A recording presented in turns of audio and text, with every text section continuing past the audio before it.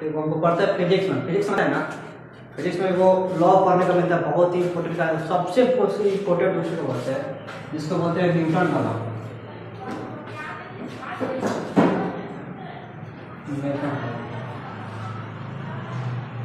Newton का law है ना, ये पूरा क्लास में बताए थे न्यूटन के बारे में, बताए थे तुमको, ये न्यूटन के बारे में बताए थे हम।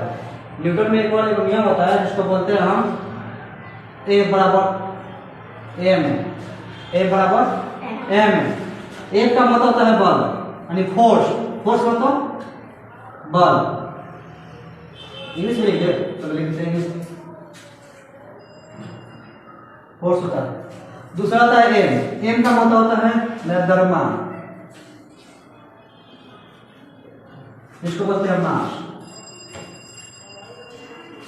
ए का मतलब होता है एक्सीलरेशन, यानी कि त्वरण, यानी कि होता है ए बराबर एम। ई का होता है न्यूटन के सेकंड लॉ में हमको पढ़ता है, क्योंकि न्यूटन का 3 नियम होता है, नियम में से इस सेकंड नियम थोड़ा बहुत इंपॉर्टेंट मानता है, सेकंड लॉ, इसलिए कहते हैं सेकंड लॉ।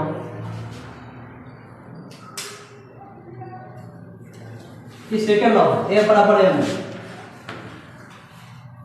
हमको पीढ़ी में मिलता है, ऐसा पढ़ने को मिलता है फिजिक्स में, ए बराबर एम है। ये बहुत ही इंपॉर्टेंट है, बहुत ही इंपॉर्टेंट नियम है, ये हमेशा एग्जाम को देता है। ए बराबर एम होता है, एम का मतलब होता है फोर्स, एम का मतलब होता है मास यानी कि द्रव्यमान, ए का मतलब एक्सीलरेशन यानी कि त्वरण।